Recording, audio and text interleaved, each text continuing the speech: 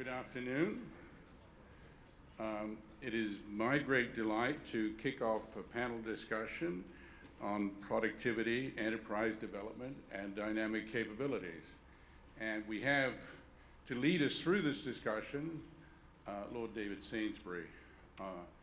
Those of you that don't know David, I can say a number of things that are salient to me. Not only has he been a minister, not only is he a lord, not only is he chancellor at Cambridge University, but he has the rare skill to be able to do practical things and operate large enterprises and government departments, and also run with the academics in the lonely business of economic research. And in doing so, though, he has brought together a perspective that is unique, that combines a deep understanding of the literature and economic growth, which both David and I find to be disappointing, as well as a good practical understanding of productivity issues and how firms build capabilities, innovate, and succeed. So without more, let me pass the podium to David Sainsbury.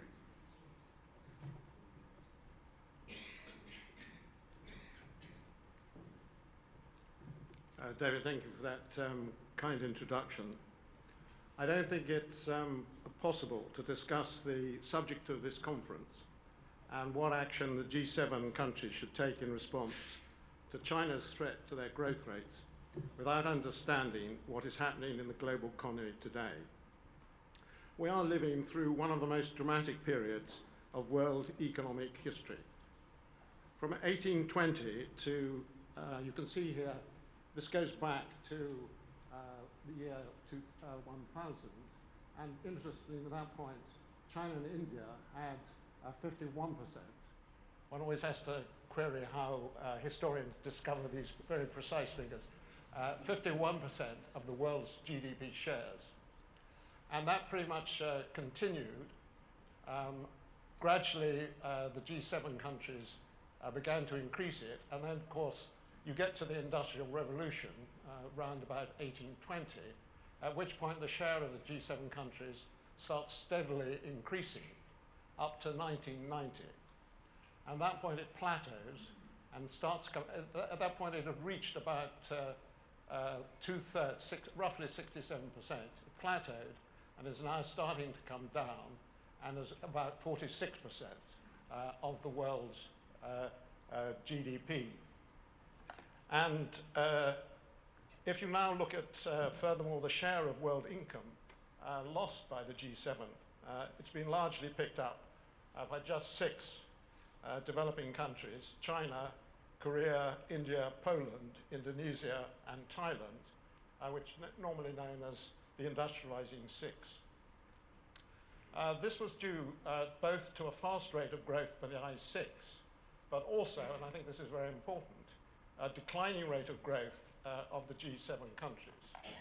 Here is the picture since it goes back a bit further, but you can see from 1990 onwards, all the G7 countries began to see a declining rate of economic growth. And I want to argue this afternoon that this dramatic change of fortune was due to a loss of competitive advantage by the firms in the G7 countries and a rapid increase in the competitive advantage of firms in the I6 countries. This, of course, is a very controversial explanation of what is happening. I've looked carefully at all the explanations which have been given for the declining growth rates of the G7 countries, which is usually referred to as an economic puzzle, and almost without exception, they attribute the decline to measurement problems, secular stagnation, or the slowing impact of technology, but not to increased competition from the I6 countries. If, however, we look in detail at what's happened in the US and indeed over the UK over the period 1990 to 2008, we can see what impact China and the other I6 countries have had on the US economy. What we find is that over this period, the vast mass of new jobs came in low value-added per capita service jobs, and at the same time there was a growing deficit in high-tech manufacturing jobs. And you can see that with just on this chart here, you can see what would be, I think, is a very alarming picture for the American economy, which is that if you go back to 1990, there was still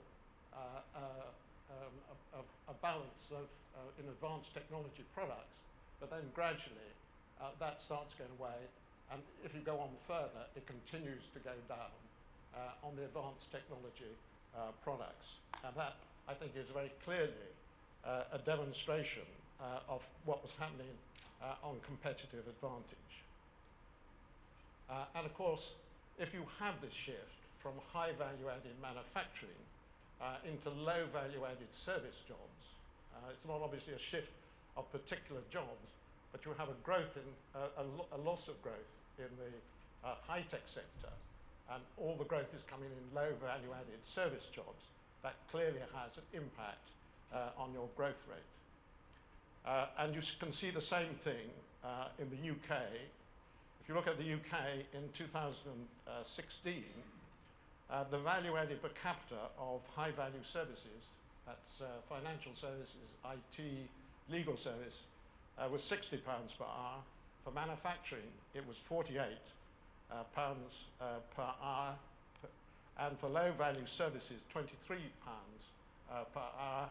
And amazingly for agriculture, £13 per hour. And there was a shift in the economy from the high value to an enormous creation of low value added jobs.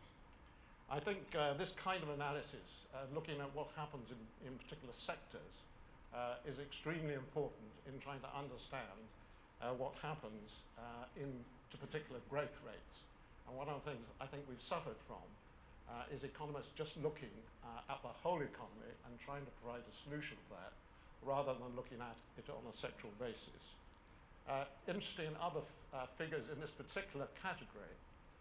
One of the other striking features is that the UK actually since over this period, or in the period after the financial crash, our rate of productivity growth has been behind all the other G7 countries, other than Italy. And I see no proper explanation of it. But actually the explanation is really quite simple. It is that, and it goes back to the production of North Sea oil. Because in 2007, the price of North Sea oil was $73 per barrel. It fell to $46 per barrel in 2016, and equally there was enormous fall off. The best days for North Sea oil exploration are coming to an end, and so while we actually had 77 million tons of crude oil in 2007, that had fallen to 48 million tons in 2016. So this is what's happening in the economy, and it's clearly very affected in both America and the UK by actually competitive impact from abroad. I think it's also important to note that if you get this sort of shift from high value-added manufacturing down to low value-added services, it of course has an enormous impact on inequality in the economy, because you're losing a lot of middle management type jobs in the manufacturing and replacing them with jobs in the gig economy. That clearly has an impact on inequality. Now, I think a market efficiency theory of economic growth, such as a neoclassical growth theory, can partly explain the reversal of fortunes I've described, and it's obviously not a coincidence that 3 of the I6 countries, that's China, India and Poland, became fully functioning market economies round about 1990. I think everyone knows the situation in China and India. Of course, Poland became a market economy in 1990 with the collapse of the Russian Federation. And clearly this surge on innovation and change in these economies had a big impact on competition with the G7 countries. But to find a complete explanation, I think we need to think in terms of a production capability theory of economic growth, rather than a market efficiency one, such as neoclassical growth theory. According to such a theory, the growth rate of an economy depends on the increase in the value added per capita of its firms, which in turn depends on their production efficiency and their competitive advantage. And the way that firms gain production efficiency and competitive advantage is through innovation. When Henry Ford started to use a production line to make cars, that was a case of innovation being used to gain production efficiency. When Steve Jobs designed the iPhone, that a case was of innovation being used to gain competitive advantage.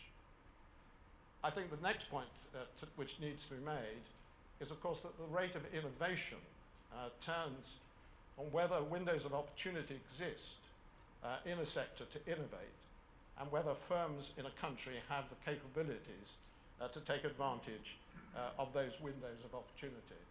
So it's no good saying to an African developing country, there's a great opportunity in pharmaceuticals, because they just have not firms which have the capabilities to do it. Equally, it's no good having capabilities if in a particular sector, if there aren't any opportunities through new technology to create innovation in that particular sector. Finally, because the opportunities and capabilities of firms are not spread evenly over sectors, there are very different levels of value added per capita in different sectors, as we've seen. And that is one of the facts that I think too much neoclassical economics has ignored, which is there's this very different picture in different sectors. If we now look at China, for example, many windows of opportunity. This, of course, the rise of China, the East Asian miracle, is another thing which tends to get hotly debated by economists and then declared to be another productivity puzzle. But I think, again, you can interpret it and explain what happened with the same methodology which I've just explained. So if we look at China, for example, many windows of opportunity have opened up to them, and there have been three factors in this. First of all, trade liberalization.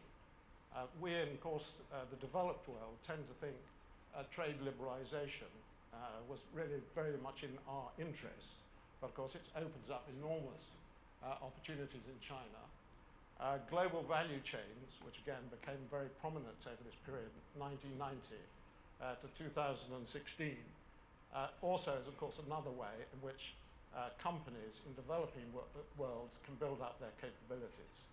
Because if you're an American company and you put your manufacturing in China, you end up, of course, training the Chinese as how to do that manufacturing, because you want them to be able to do it to a high standard, because you're taking the products from it. And of course, the other factors which enormously increased the opportunities were developments in transport and communication systems. Of course, this is the period which you see containerization, which of course has probably much more effect on increasing trade, or it did have on increasing trade, than even the tariff issues, because you were able very cheaply, but also very efficiently, and without goods getting left at particular ports, to transport enormous quantities of goods through containerization to the developed world. And of course, the revolution in IT made the management of this process also considerably easier, because you could use IT to control this whole process, which it was not so easy to do in a world in which you were using the telephone and the fax. At the same time, China has increased enormously the capabilities of its firms in three particular ways. First of all, by education and training programs, including the training of their scientists and engineers at American universities. if there's one really brilliant move in all this, it was the move of Deng Xiaoping after the Cultural Revolution, when the Chinese saw that their university system was in complete disarray, and they got together a party of American and British scientists and said, what should we do about our universities? And the British scientists, the American scientists said, send your young people to our universities and we will train them. And of course, all the old Communist Party hacks said, no way should our young scientists go to America and Britain because they'll never come back. And Deng Xiaoping said, no, let them go. They'll be trained up properly. And then when the time comes and they see the opportunities in China, they will come back. And of course, that is what's happened. And I know from experience of British universities, and it's also true of American universities, if you look at the graduation ceremonies of engineers and scientists, in Britain you'll be horrified just at the number of South Korean engineers which are graduating, and in America it's the same thing. So what do Western countries need to do in response to this loss of competitive advantage by their firms in order to avoid a prolonged period of economic stagnation? Because one should be clear that as the competition increases from the developing world in this way, there is no law which says our economies have to go on growing at some rate which is set by them as in an isolated world. And if the competition is increasing, one could see a situation where the G7 countries have a long period of economic stagnation.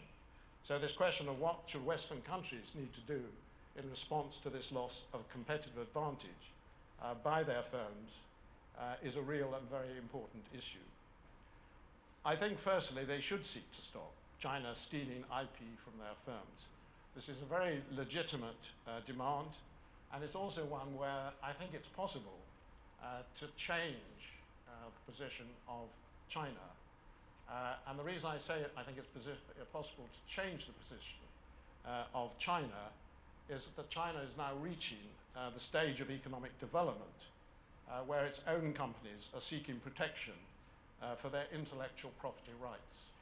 And this would simply replicate what was, of course, the position in America, where, first of all, America, when they were quietly stealing our intellectual property on cotton mills, when you start off your economy, of course, you're not interested in intellectual property rights. It's only when you have lots of intellectual property rights yourself that you begin to get upset about this.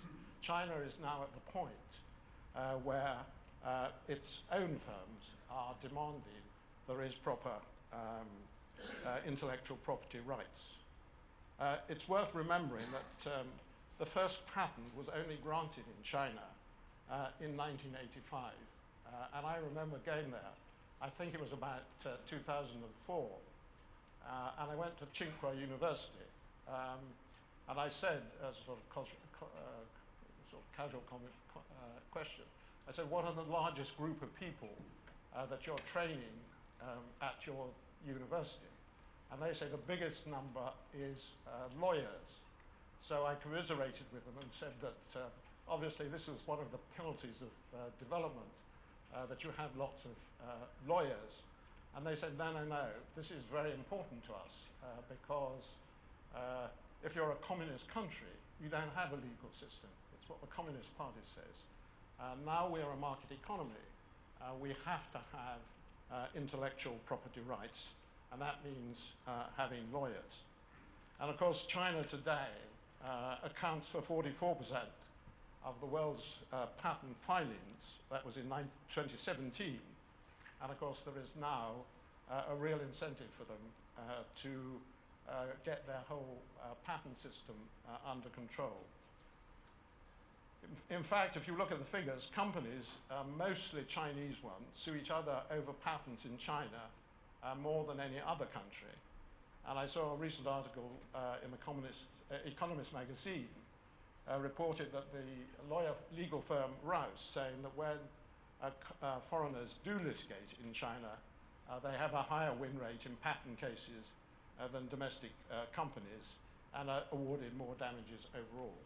So I'm not imputing any kind of good motives to the Chinese. I think they will steal intellectual property one way or another, including through cyber methods, and they will hack it and get it. All I'm saying is there comes a point in the economic development where countries do want to protect intellectual property, and therefore this is a case where Western countries should push very hard to make certain that intellectual property rights of companies are protected. What I don't think makes any sense is Western countries trying to stop China building up the capabilities of its firms. There is no way that China will change its economic system. And I think in any case, the American system is intellectually rather incoherent. You can either argue, if you want to, you can argue that any kind of government intervention or help is a problem and creates poor industry and poor productivity, but you can't then say that China should stop supporting its companies on the grounds that that puts America at a disadvantage. You have to argue one or other of these cases. I personally think that if you look at the situation, there's quite a long record of government supporting countries as they develop. In any case, China is not going to change its system.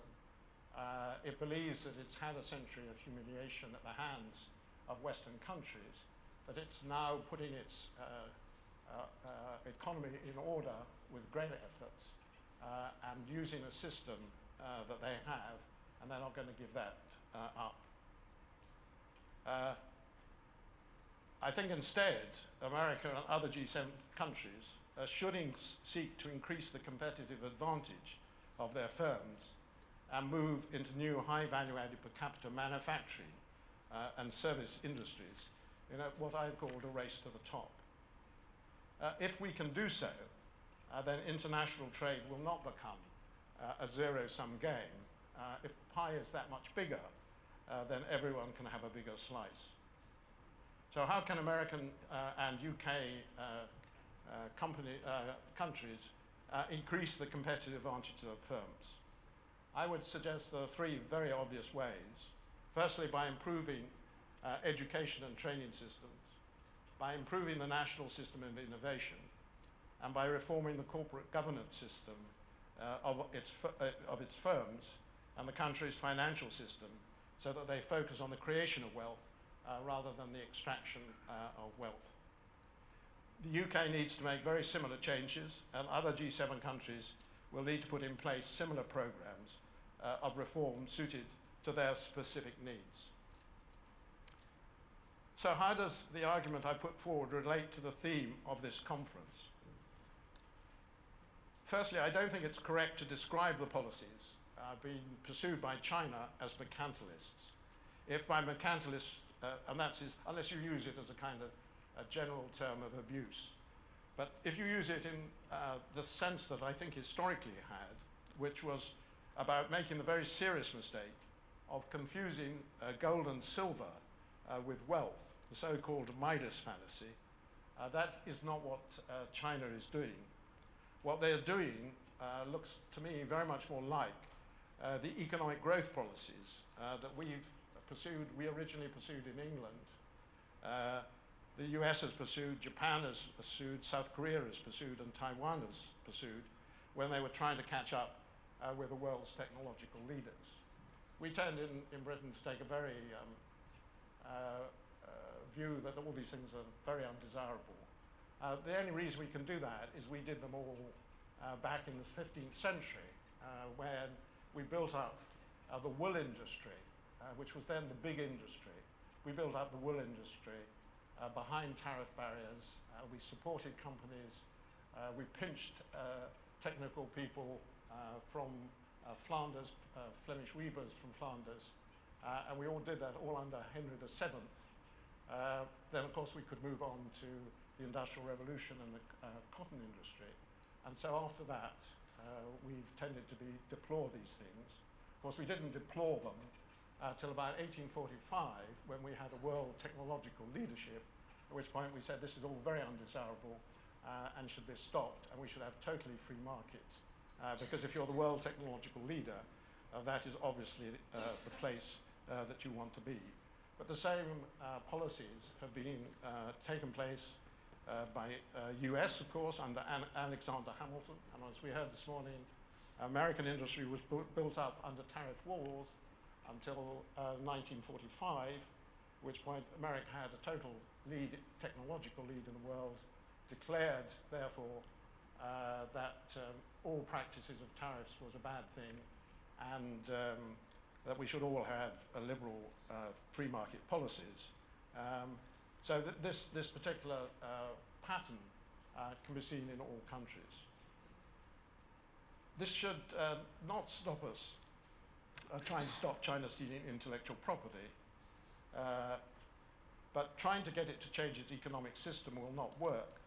And it will look to the Chinese and many developing countries, like in the words of the German economist Friedrich List, as kicking away the ladder which developed countries have used to become wealthy. I'm aware that the argument I put forward this afternoon is based on a new theory of economic growth. And if John Kay is able to promote his book, which he doesn't really need to do because it will sell extremely well, I'm now going to tell you about the book that I've written, which will be published in November, which sets out this new theory of economic growth. It's called Windows of Opportunity, How Nations Create Wealth, and it will appear at the beginning of November. In it, I've set out what I've called a dynamic capability theory of economic growth, which forms the basis of the argument I've put forward this afternoon. Finally, if we are to stop in any way the trade war between the US and China turning into a major battle which retards world economic growth, we need, I believe, to have an international debate about the trade rules that should be adopted in this new world in which science, technology, and innovation have become so important. To illustrate this point, here are 5 issues which the debate needs, I think, to cover. First of all, we need to see if there are better ways of protecting the intellectual property of foreign companies. Secondly, I think there is an issue about the purchase of high-tech companies by foreign firms. Of course, if you hold a market efficiency view, then this becomes simply the market efficiency argument, and there is no way that any country should stop another foreign country buying their high-tech businesses. But I think you're already beginning to see, I've never felt very comfortable about that argument, and I think you're now seeing, particularly the Germans, are getting very upset about Chinese companies coming in, not only buying German companies in areas like robotics, but then simply taking the production line back to China. And I think this is an issue which public opinion looks on very unfavorably as being something where a foreign company is destroying the economic basis of your country. And of course, America and other countries have been dealing with the question by saying, well, of course, the company they want to protect is somehow part of their defense operations. But I think we need to have a better discussion of that, because most cases that isn't really the case. A third issue is, of course, the funding of generic technologies. It's quite clear that this is something where countries can have great success. Americans have done it, usually under the guise of defense policy, but I think there is a bigger issue, and this is one that our countries should really think about. Government channeling of funds to successful firms, that's going to happen, and we need to try and make certain that there's reasonable rules controlling that. And then I think the last one, which is the question of government prohibition of sale to foreign companies of government-funded university IPR, is beginning to become a real issue. There are lots of universities in the Western world that now have research contracts or other contracts with Chinese companies. Huawei is a particular example. We need to decide what the rules of that are. But I have a feeling that, and I speak for someone who's been science minister and got, I think, quite a lot of money out of the government for science. But I can see governments of the future saying, look, we didn't give you the money for universities to fund research, which is immediately then sold to Chinese competitors of British firms. And we need, I think, to have a debate about that. So I think the US and European policymakers are in danger of asking the wrong question. The problem is not with China's policies, except in the case of intellectual property rights, as much as it is with the world trading regime, which was, of course, negotiated at a time of neoclassical triumphalism. The World Trade Organization, as well as every trade agreement since, has been based on the idea that economic practices in different countries would eventually converge. But this has not happened, as the example of China shows. And more importantly, there is no reason why they should converge. World trade rules need to change, regardless of what China does, to accommodate economic diversity. And what we should be seeking to do in any debate about world trade is to find a modus vivendi among these models rather than tighter rules. So I think there is a huge debate to be had. I think any idea that it makes sense for countries to disaggregate and try and get out of a global world is deeply impractical and not the way forward. But equally, I think we now need to do some very solid thinking about how we change the rules of world trade so that the WTO has a clear brief of what it is required to do, and we can stop what I think would be a disastrous development for the world, which is breaking up into new economic blocks, which would undoubtedly have an impact on world trade. Thank you very much.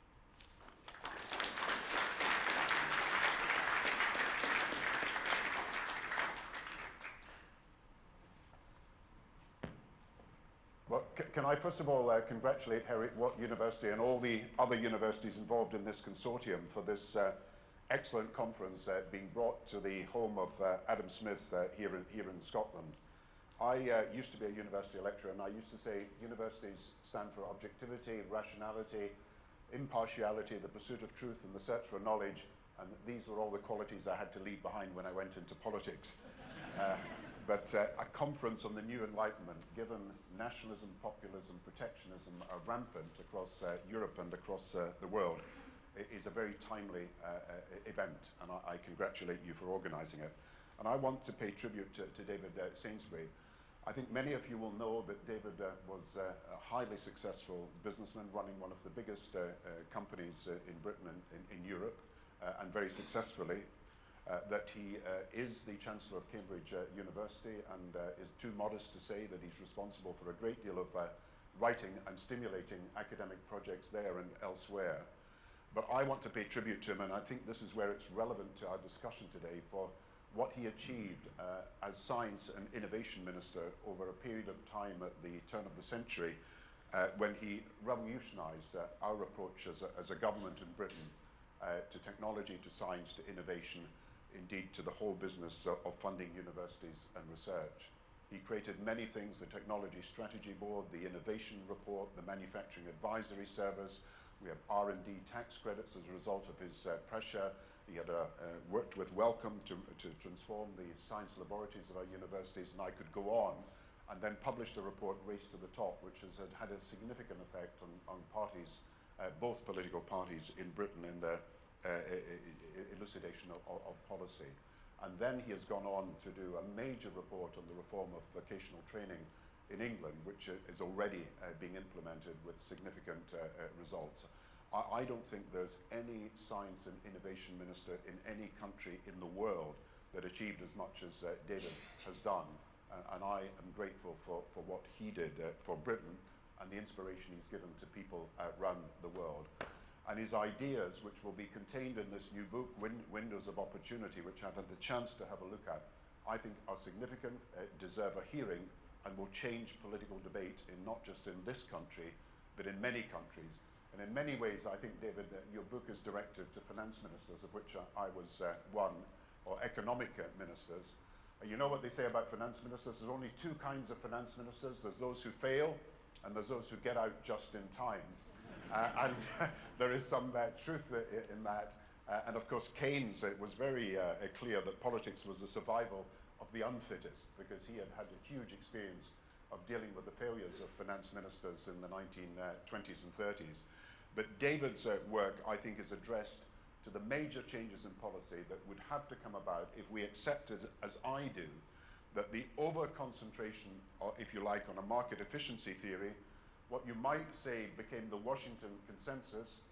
Funnily enough, it's no longer supported by the president in charge in Washington, but the Washington Consensus, and the overemphasis on that at the expense, I think, of looking at innovation, education, the factors that can make about a more successful company, a more successful economy, and a more successful global society.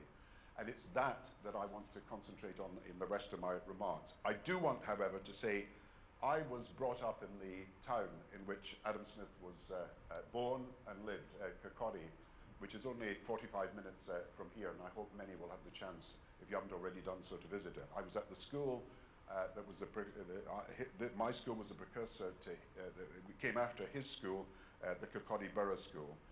And I learned two things about Adam Smith that I think are quite significant to this debate today. The first is, if you go to Kirkcaldy, you see that Adam Smith was born in a house that overlooked, with a 2-mile promenade, the sea and a port where ships were coming in and out. And he lived there for most of his life, going back and forward to universities and traveling abroad, but most of his life before he came for the final years to Edinburgh. And you can imagine, as a boy, looking out on the sea, seeing the ships coming in and out, and that's where it's obvious how he could see that trade, the division of labour, the specialisation of labour, would be, as he saw it, the engine of growth. And perhaps he would not have thought that if he'd been born in a landlocked village far away from the sea, and certainly far away from the port. But of course, his idea of trade as the engine of growth, and the division of labour and specialisation of labour, if you look at even the first few pages of The Wealth of Nations, he is not talking about the innovation that is also the engine of growth that David himself says. And he describes, of course, his pin factory, which I gather John Kay says he never visited. He describes it, but not in a way that is fascinated by new technology and by innovation. The second fact about Adam Smith that's really important, I think, to our debates is that he grew up in a community that he saw as a community. And of course, for him, the Theory of Moral Sentiments was a more important book than what he had published on economics, The Wealth of Nations. And he had this idea of the circle of empathy, that this idea that a community owed obligations to each other, and as a result of that, you would support some forms of public services, and the circle of empathy moved outwards, so that even someone in a foreign country, over time, because he used this example of a Chinese earthquake and people not caring about it, but over time, by information, by communication, and by education, the sophistication of the moral sense, people would come to see themselves as part, not just of a local community, but of an international community. And to him, of course, the economy had to be underpinned by moral values that the market did not itself generated. Hence his enthusiasm for public education and public works, but he didn't see the relevance of public investment to the economy in the way that we do now, writing in a pre-industrial era. So the two things that I think are missing from the Adam Smith account of the world that David brings into this study of the economy are, first of all, the importance of innovation, and secondly, the importance of education for industrial and economic development, and not just for the development of your civic virtues. Now, take innovation, and I think David is absolutely right here. I don't know if we in the West are looking at China through the right lens at the moment. You know, I knew the Indian trade minister, and he told me about a trip he made to China a year or two ago. And he'd gone to China and it was snowing and the weather was terrible and he'd come without a coat. So he went into an international shop to buy a coat. And he found a coat on the peg, cashmere and so on and so forth, right price, took it to the sales assistant and said to her, I want to buy this coat, but there's no tag on it, there's no label. I don't know who the maker is. And she said, well, what tag do you want? What label do you want? We can give you Canali, Armani, Dior, give you anyone. And of course, it was his point that China thrived on the theft and counterfeit goods, of course, the theft of intellectual property and everything else. That is, in my view, not necessarily the truth of China's position today. Yes, David is absolutely right. The theft of intellectual property, and of course, that is what broke the trade negotiations down a few weeks ago when China would not pass a law taking action against those people who stole intellectual property. But of course, China is about to spend, what, 2.5% of its national income on research and development. It's got 2 million researchers. It produces 75% of the world's electric cars, so it's right at the forefront of that market. Solar power, 60%. Mobile infrastructure, 40%. Wants to be the world's leading power in AI and is investing very heavily in it. And so this idea that China is thriving and will thrive purely on low value added goods and services is of course wrong. They are shifting the low value added stuff out to Vietnam and out to Bangladesh and out to other countries in Asia, and they want to be a high value added dynamic economy investing heavily in research and development and in innovation. And we would fail if we did not alert ourselves to the fact that our rate of investment in innovation is low and it's got to change. And of course David's right, because he says, don't think about picking winners, but don't think about doing absolutely nothing. You've got to invest in the key factors, skills and science, and you've got to back the key technologies in the broadest sense for the future, not picking winners, but looking at those areas that are bound to expand where we have got to do better in. So any modern industrial and economic policy must focus on innovation, and it is absolutely one of the central drivers of the new economy, alongside globalization itself, environmental degradation, which has got to be acted upon, population growth, and my next and second point, education. And so Smith understood the importance of education for the education of the moral qualities that people could have, but didn't, I think, entirely understand the importance of education for the success of the economy. And again, public investment in education has been neglected over many years. And when I do, as the UN Global Envoy, go around the world, I find that people have just accepted that somehow every child is now in primary and secondary school, when there are 260 million children who are not, that every child is getting a primary education, when 400 million never get a primary education qualification. So there's a huge amount to be done. But in the advanced economies, it seems to me we've got to look at the balance in the funding of university and further and higher education between who pays what, the student, the parent, the government. I don't think the balance is right, and we can discuss that. But also the balance between vocational and university-based education. We have underemphasized for 100 years and still do the importance of technical education. And David's report is a step towards changing this, but it applies to England and not to Scotland, where urgent action has got to be taken as well. So if we are serious about winning the competitiveness battle, we have not only got to have the government investment in innovation that David has put at the forefront of his talk, but also getting the right balance in the investment of education, which is not right at the moment, because we are not generating the skills that are necessary for the economy of the future. My final point is about coordination and about the role of government. And if you look at Scotland, for example, because we are here, and David writes eloquently about regional policy, you've got to think about where the policy is made, where it is funded, where it is implemented, and where it is audited. So you have a coherent view of how a policy can work. Now, we have an opportunity in Scotland here. Low productivity, low research and development investment at the moment, low rates of small business creation, but we have universities of the highest quality. We have a further education system that is certainly diminished over the last few years, but is in a position to do some of the great technical work that's needed to be done for qualifications of the future.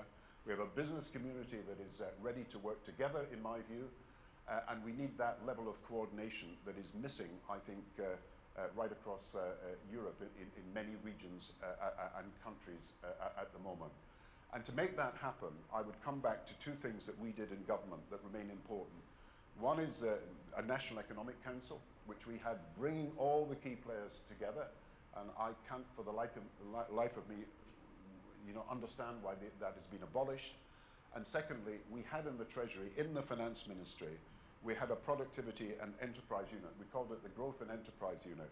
And that was an engine of ideas that percolated right across the government, that brought some coordination to the making of economic and industrial policy, but of course at the same time reflected the theory that David is putting forward today. And if we are to succeed in the modern world, we need not only innovation to be supported, education to be supported, but we need that level of coordination. And my final point is, why is it that populism, protectionism, and nationalism are on the rise? This is not the theme of my speech, my remarks here, but why is this happening? I went to a meeting of the IMF a year or two ago, and there was a demonstration outside, and one of the banners said, "Worldwide Campaign Against Globalization." I mean, and you can see why people had written that slogan, utterly contradictory as it actually was. And we are in a world where globalization is so badly managed, the coordination between governments is now so poor, the meetings like the G20 are so empty of content, that people have decided that there is no hope in international economic cooperation and have retreated into national silos, as if protectionism and as if an aggressive nationalism can solve problems that are global and cannot be solved other than by cooperation, whether it be climate change, financial instability, or whether it be growth inequality, the existence of tax havens, whatever you want to draw attention to. Many problems that cannot not be solved simply by nation-state action alone. And so the coordination and cooperation that is essential to a modern economic policy is lacking at the moment. Globalization is leaderless, it lacks a human face, it's like an out-of-control train that cannot be brought under control. And I think one of the purposes of this conference, bringing people together, is to understand that if there has been a wrong kind of cooperation in the past that has perhaps taken us in the wrong directions, it is not cooperation itself that is wrong, it is our failure to make it work successfully, and we've got to try better in future. Thank you.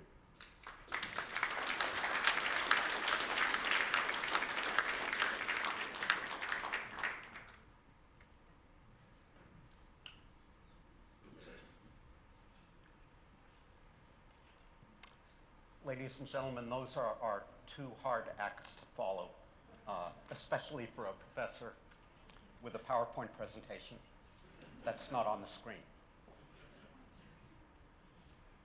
Thank you. So David Teece initially approached me to provide a few remarks here because I had the pleasure of reading David Sainsbury's earlier incarnation of his monograph, Windows on Opportunity.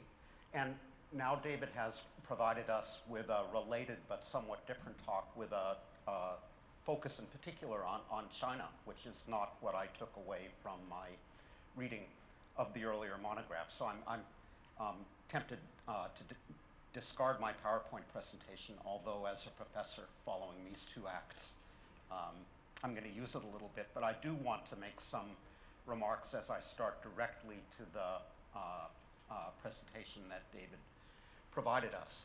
So as I heard it, and I think it ended on a slightly different note than it began, David emphasized 4 points. Number one, there is a labor productivity problem in the advanced group of 7 countries that's heavily associated with, that is, to speak loosely, due to the decline in manufacturing employment in those countries. And I disagree with that point. Number 2, the decline in manufacturing employment in the advanced countries is due to China. And I disagree with that point. It long predates the emergence of China as a global trader. It long predates China's accession to the World Trade Organization, etc. To the extent that this productivity problem in the UK is distinctive, this is heavily due to trends in North Sea oil. I disagree with that point. I think the productivity problem in the UK is much more widespread and of much longer standing. And point number 4, trade works, free trade, to speak loosely, works only if countries converge to the same economic model. And I disagree with that point as well. In a way, there is a fifth point that the two Davids on the panel share, having to do with the poverty of growth economics. And we haven't heard everything that we're going to hear about that. But to the extent we've heard about that already, I disagree with that point as well. So where we are, I think, in agreement, all three speakers so far is on what needs to be done in terms of addressing this malaise. So I very much agree with the emphasis on education and training. I'm talking my own book, of course. I agree on the importance of basic or generic research. I agree on the importance of business university collaboration. I agree on the importance of adequate infrastructure for competitiveness. I agree very much about the importance of corporate governance reform, and I agree on the importance of financial stability, something that we also heard about this morning. And finally, I agree with the emphasis all the speakers have placed appropriately, given the venue, on reintroducing moral virtue into the conversation about how the economy should operate. I haven't heard a lot of concrete suggestions about how to achieve all those ends. So David Sainsbury's dynamic capability view, as I read it, this is the view that economic growth depends on what David calls competitive advantage, what I would call the productive efficiency of the firms in the economy in question. There is an issue here about the extent to which we should associate firms with countries in the 21st century world. So that was kind of the unspoken premise of the earlier presentation, and I think we need to think about that some more. David emphasizes that productive efficiency is endogenous, that it depends on the decisions of key agents interacting in an organizational framework that may be well adapted or poorly adapted to circumstances. And he emphasizes that productive efficiency is dynamic. In other words, it evolves over time. And I think these are valid and important insights. Where I differ somewhat is in the strong contrast that David draws between his dynamic efficiency view and what he calls neoclassical growth theory, where in the presentation in the book, market efficiency theory and neoclassical growth theory are the same thing. I think to regard them as equivalent is to disregard now what is a large body of literature that thinks about externalities and spillovers and dynamic effects in the context of formal economic models. And I'll come back to that in a moment. More broadly, I think there is in economics and economic history a broader literature that thinks about the importance of social change for economic growth. That's what Max Weber was all about.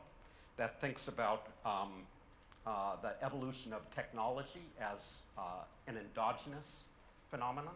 That's what Joseph Schumpeter was all about. That thinks about the importance of savings and investment for economic growth, and that's what Karl Marx was all about in a sense. And I think you could continue to see the legacy of these three broad approaches to thinking about economic growth in the context of, to pick a country not entirely at random, China. So the story of Chinese economic growth is all about social change. What mattered for the transition to modern economic growth after 1978 was creating markets for agricultural surplus, privatizing state-owned enterprises, allowing entry by new private firms, increasing reliance on the price system. If you view China through the lens of the technology school, what mattered for sustaining Chinese growth was first importing foreign technology and now trying to move up the technological ladder. That's what China 2025 is all about. And it also has this less savory aspect to it of forced technology transfer. And the macroeconomic perspective, again, is directly relevant to the Chinese case, where China has exhibited savings and investment rates now for going on three decades that are unprecedented in the history of the world and that go a long way toward explaining how it's been able to grow at double-digit rates over that period. So all of these approaches are well represented in the literature of neoclassical growth theory. The social change school by people like Acemoglu and Robinson, or North and Weingast, or I write here Barrington Moore, although he belongs under a separate heading. The technology school goes back, of course, to Solow, who took technology largely as exogenous, but that was the first cut that goes back, almost 70 years now, where there's been a large literature. Paul Romer is courtesy of the Nobel Committee, now its most prominent exponent, but there are many, many others who've tried to think about the evolution of technology as dynamic and endogenous and reflecting the operation of economy and society more broadly. And the macroeconomic school is, of course, represented in the secular stagnation debate and the question of what level of interest rates is now consistent with the equality of savings and investment. So I think I would argue in my remaining couple of minutes that David's production capability view is most closely related to the technology school, where contributors in mainstream economics who think about technology, they do not posit that invention and innovation arise spontaneously. Rather, they acknowledge that they have important prerequisites in the Enlightenment, in the scientific revolution, in the commercial revolution, so forth. Moreover, they acknowledge that insofar as there are externalities from education and training, people who generate new ideas don't automatically capture all the returns from their new ideas. There's a role for government in funding and organizing education. There's similarly for innovation, there's a role for government in underwriting basic research and development. Similarly for industrial policy, there's a role for government in coordinating investments with positive repercussions or spillovers for one another that are not automatically captured through the operation of the price system. So is this really true? Is it really accurate for me to say that neoclassical growth theory addresses these concerns? Of course, I for one think that there is a literature going back to Paul Romer's dissertation supervisor on externalities from investments in education and what their implications are for economic growth. There's a literature on externalities from research and development spending.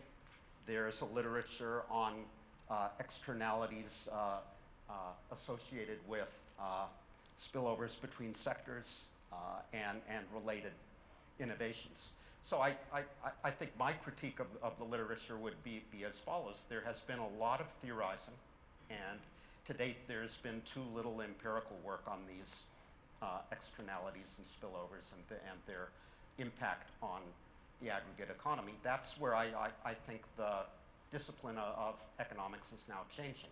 It is becoming much more profoundly empirical, courtesy of big data and more computation power.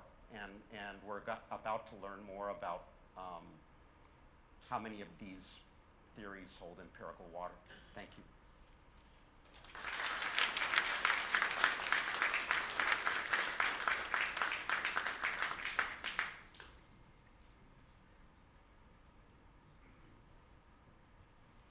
Just a few short comments before we open it up for questions. What you see here is a paradigm dispute, which is of great significance. David Sainsbury has correctly teed up what I believe to be a necessary change amongst the economics profession with respect to growth theory. The growth theorists are not here, nor are they shedding much light on the complex issues of our day. Barry is defending them, which surprises me because he's an economic historian, and I have a lot of room for economic historians.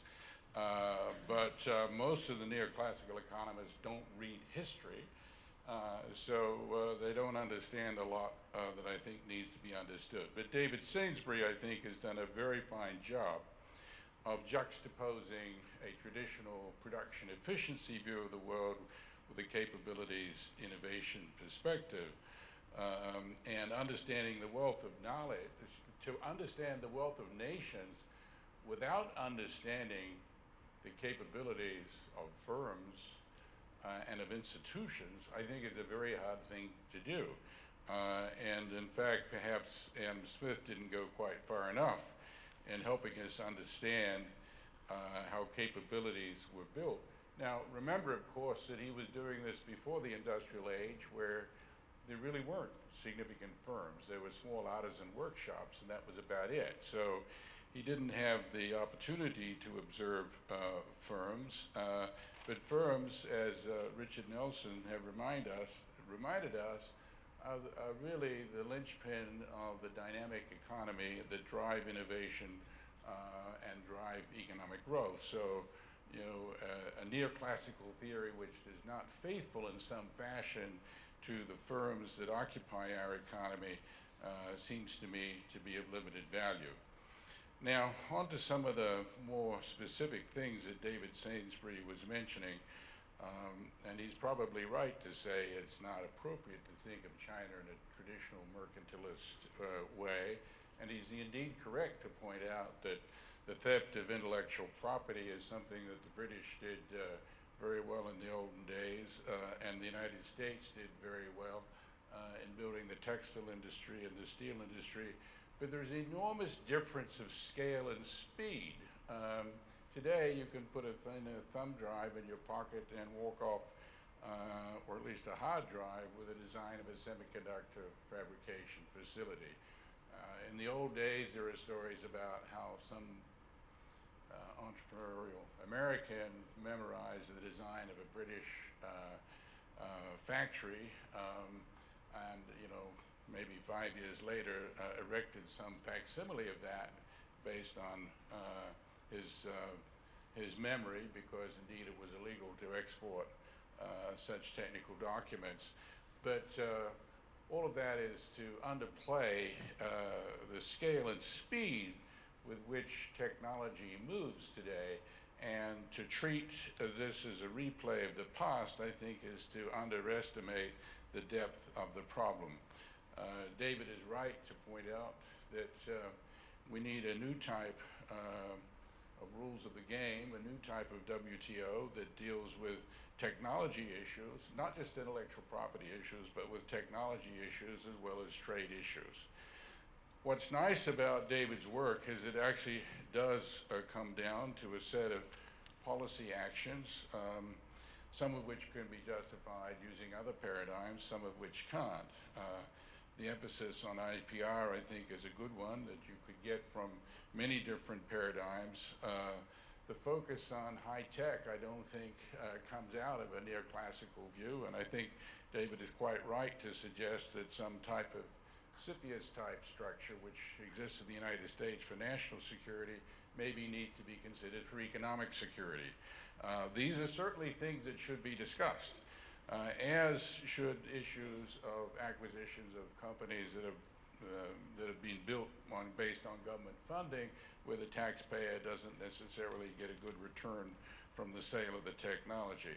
So there is an important set of issues that David Sainsbury has teed up, which I hope that people will seriously consider. In fact, I know they're seriously considering them, even if neoclassical economics says these are not the things to focus on.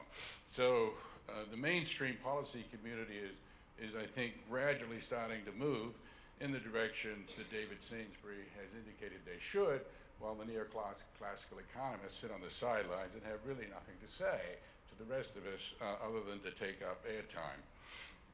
I believe that David's book will therefore make a difference, and I look forward to actually seeing it in print. Just very briefly, Barry, to pick up on some of the points you make, I would at some point like to discuss how one can really have a serious theory of economic growth at the national level without having some reasonable conception of the firm underneath it. I agree with you that you cannot think of firms and countries as one and the same. And indeed, you know, Toyota in America is in some sense a Japanese firm, but it's also an American firm, and its behavior and investment strategies follow indicators from both places. I think, indeed, there's a lot that can be done by looking at traditional spillover theory, but there's a great tendency of economists to squeeze whatever new problem comes up into one or other conventional corner. I don't think you can explain all the things going on in the global economy in terms of at least the traditional spillover stories or externality stories, or if they are spillover and externality stories, they need to be looked at in quite different ways. So let me just leave it at that. There is 15 minutes we have for questions from the floor. I know a lot of provocative things have been said, and I hope that you'll address your questions to David or to any of the, to Gordon or to Barry or any of the other speakers. Yes, Ari. I think.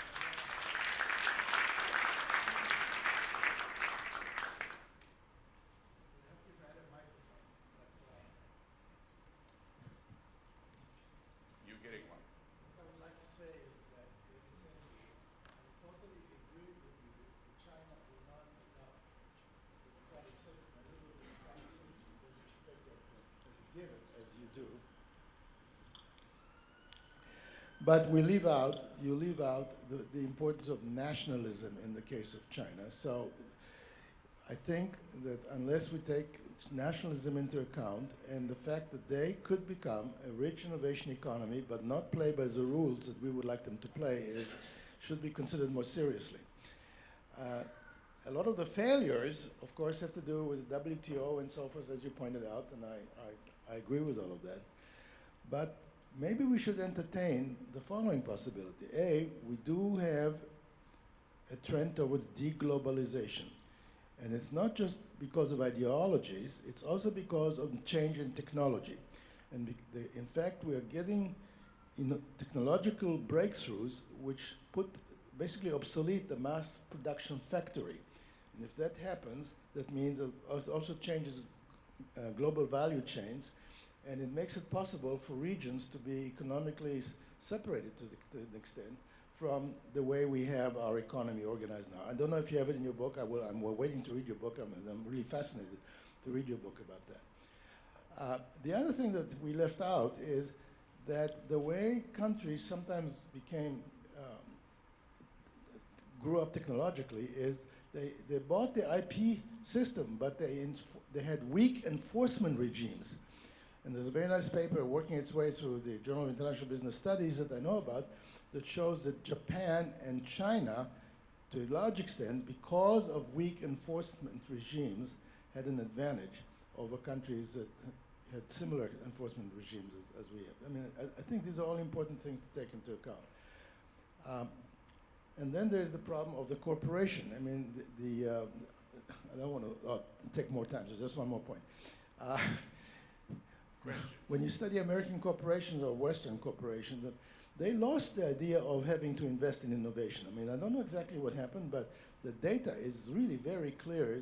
And just recently, a paper published by Wes Cohen and Ashish Arora about the fact that American manufacturers prefer to acquire technology over creating technology internally. That is another issue that, you know, I don't know if in your book that you're addressing this, but I think it's a widespread phenomenon. And so where does it come from, you know? I will stop here. Thank you very much. Great presentation.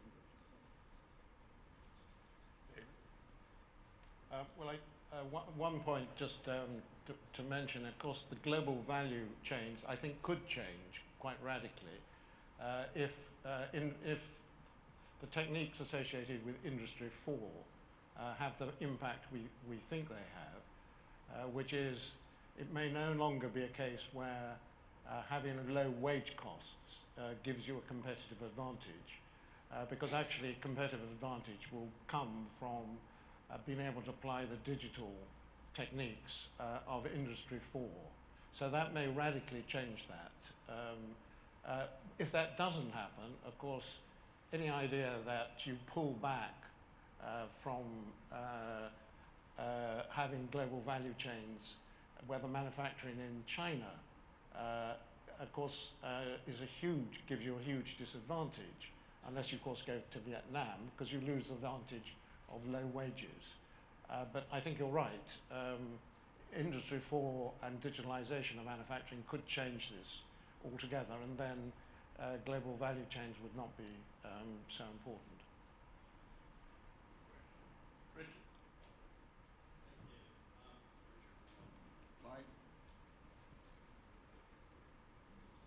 So one of the questions is, why are the people in Washington so excited about China right now? And I'm a consultant to General Ashley at the Defense Intelligence Agency. And if I tell you what I know, I'm going to have to kill everybody.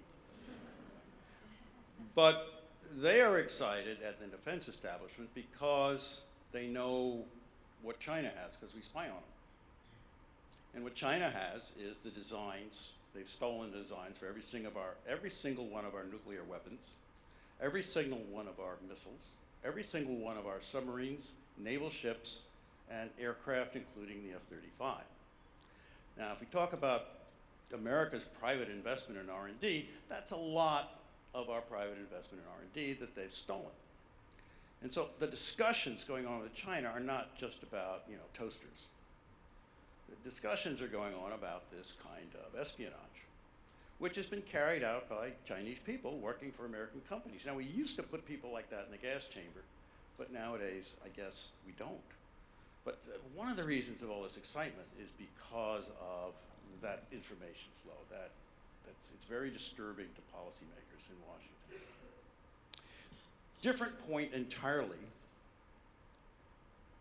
is, why don't we have a primitive theory of trade, the HO theory, Heckenscher-Ohlin theory, that says if a wealthy country starts trading with a poorer country, the US starts trading with China, what's going to happen is the returns to capital in America will go up, and the returns to labor in America will go down.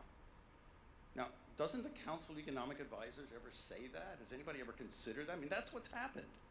I don't think you need a new theory to explain it. Thank you. Barry, David, Gordon? Well, I think it's one way of explaining it, but another way of explaining it is what I've explained, which is if you shift, I mean, it comes back, and this is really a point which relates to what Barry said. Do you believe that all industries have a similar value added per capita which they're contributing to the national GDP? If you don't think that, and you think like I do, which is what the figures say, which is there's different value added per capita for different sectors, then it just follows that if you shift employment, it's not actually shifting it, but jobs are created in low value-added sectors, and you lose high value-added jobs, which are in manufacturing, then that will affect your rate of growth. I think that's a totally plausible scenario, and it's what you can see actually happening. And where I think I differ from Barry is I can apply my theory to what is happening now in the G7 countries and what is happening in China, but I can also use it to explain what happened in the Industrial Revolution, why the East Asian countries have caught up, and why the UK and America are falling behind. Because you can see this pattern of shifting between high value added and low value added sectors. So all I'd say is just look at the figures and you'll see this is what's happening. You don't need any other theory to explain it.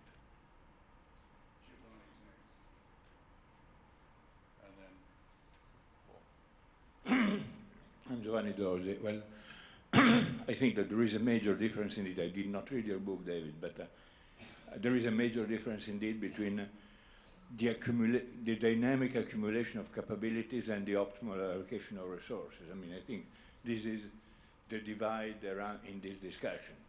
In fact, the accumulation of capabilities is a collective process and tend to be a disequilibrium evolutionary process. It's made of a lot of search, it's made of trial and error, and is collective. So you cannot, it is not additive in the skills that individual people have. Adam Smith begins with the pin factor story. And the pin factor story is a story of division of labor, accumulation of collective capabilities that might correspond to the brutish individual labor, but a collective increase of organizational capabilities. I think that the two things, capabilities and optimal allocation, have nothing to do with, and sometimes one is against the other. Second point, third world. The non-Chinese third world, how can they catch up? I mean, probably the fast rise of China is adding an impediment of the rest of the third world that, I mean, after all, I was in Ethiopia. Ethiopia is a high-wage country compared to China, in the sense that wages are a fraction of the Chinese wages, but productivity are an order of magnitude lower than China. How can they accumulate? What are the processes by which they can accumulate capabilities? Well, can I take the last one? Because I think it's a really interesting question.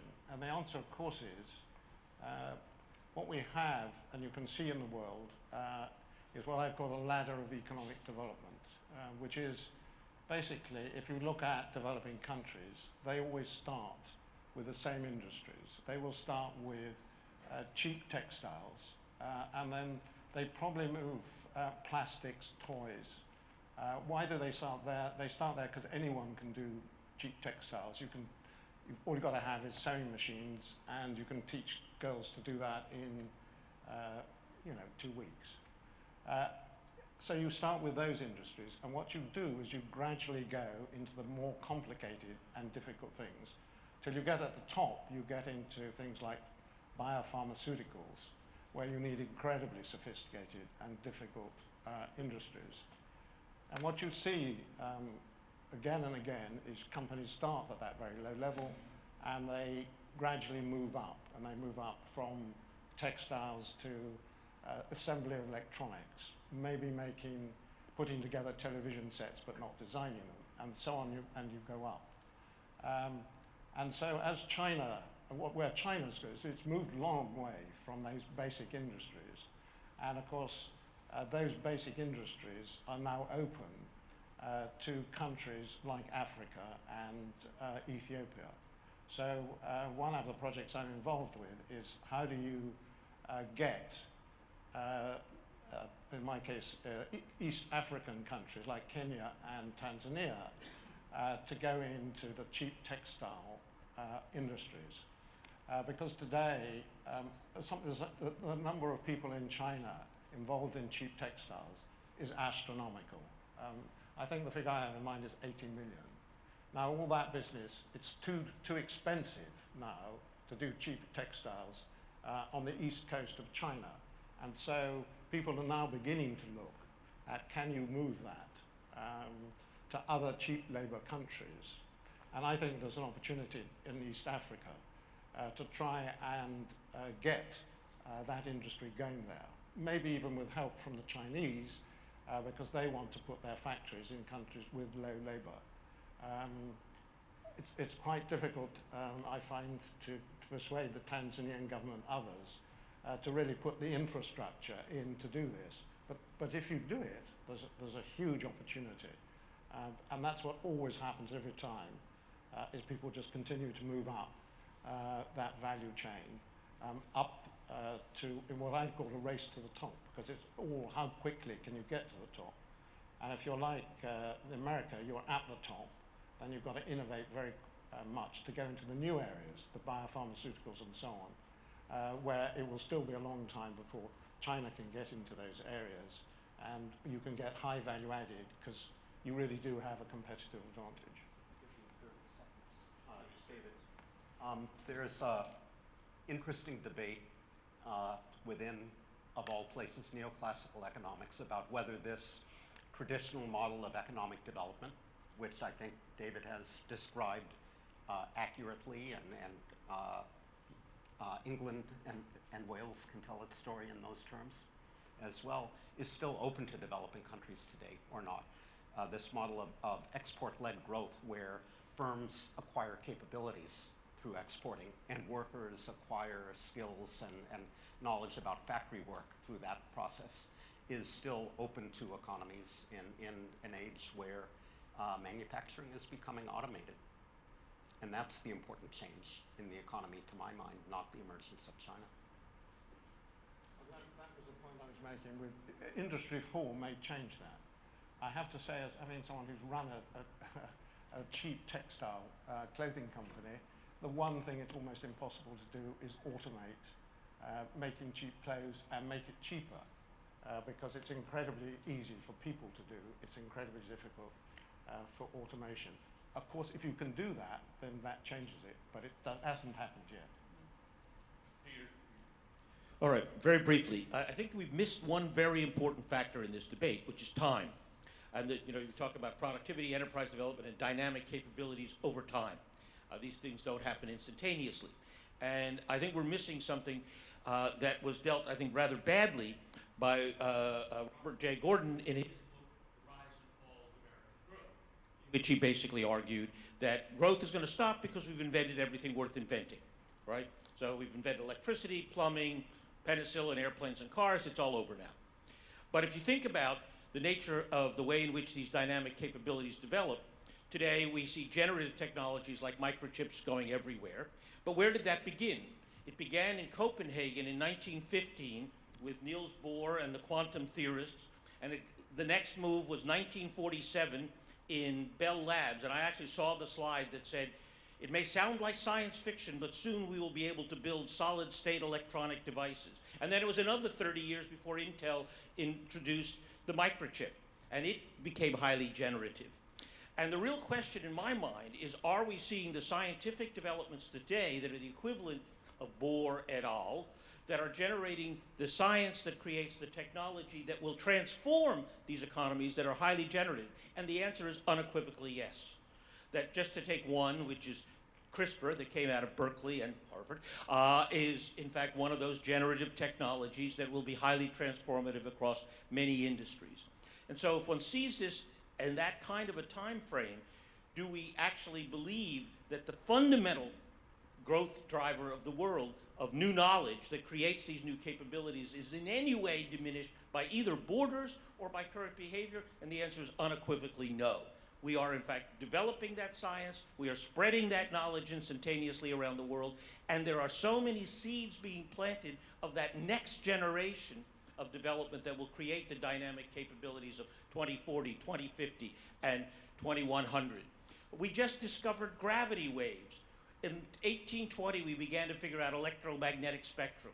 Imagine what happens when we begin to control gravity. Not 20 years, but 50 years. The flying cars may actually become real. Gordon, do you want to comment on any of this? Look, I agree with you that when I look around the world, I see the potential for the future. And if chemistry and physics were the key to inventiveness in the last century, it's right across the board, genetics, right at everything. So I think we're dealing with an age of innovation ahead. The one issue I wanted to come back on, which is sort of lurking behind a lot of the comments, is China and the West. And I really think, from my experience of meeting the Chinese leaders and meeting the Western leaders, we've got to make up our mind. There will always be the theft of intellectual property. There is a huge human rights issue, and of course today in Hong Kong you can see it. But in the long run, are we prepared to have one world, two systems? Or are we prepared to do something to avoid that? And I think that is the central question ahead of us. You've already got the Asian Infrastructure Bank, which is modeling the World Bank. You could soon have an Asian Monetary Fund that will sit side by side with the International Monetary Fund. You will have a whole series of institutions that are Chinese dominated. If we cannot find a way to bring all the major economies of the world into the same institutions, or think it's not important to do so. So all these debates about intellectual property and all these debates about the future of the WTO, I think there's a tendency to believe that we can just walk away from the international institutions we've created over these last 70 years. But the price is one world, two systems. So you can either have containment, you can have confrontation, or you can have cooperation, or you can have a mixture of both. But it seems to me we're stuck in a rut of a trade war, which is basically, in the end, a war for technological superiority. The tariff thing can be solved, but the rest can't. We've got to decide, do we want to keep China in the international system, and then India in the international system, and then Africa in the international system? And can we find a way of reforming it in such a way that we recognize that it's not just a world of developed versus developing countries now, it's a far more complex picture, and we've got to find a way of bringing people together. Now, you can't solve climate change, you can't solve financial instability, all the issues I raised earlier. You can't do that if you don't have some model for how you might want the world to organize itself, and it cannot be around an aggressive nationalism. That will not work in the long run. Before I ask you to thank the audience, it is 4 o'clock, and I want to remind you there's a special event in Panmure House, since we're talking so much about China and the United States, where Dr. Weijian Shan, who is the most respected private equity figure in China, is giving a talk about his book, which is about Out of Gobi. It's his life story, coming from being a barefoot doctor in the during the Cultural Revolution, to one of the most successful business people in China today.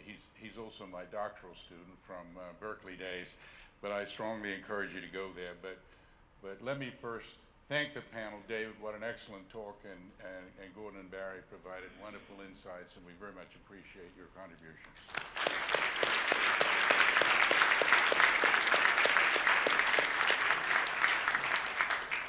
And you'll have to move fast to get to Panmure House by 4:15, but it's possible.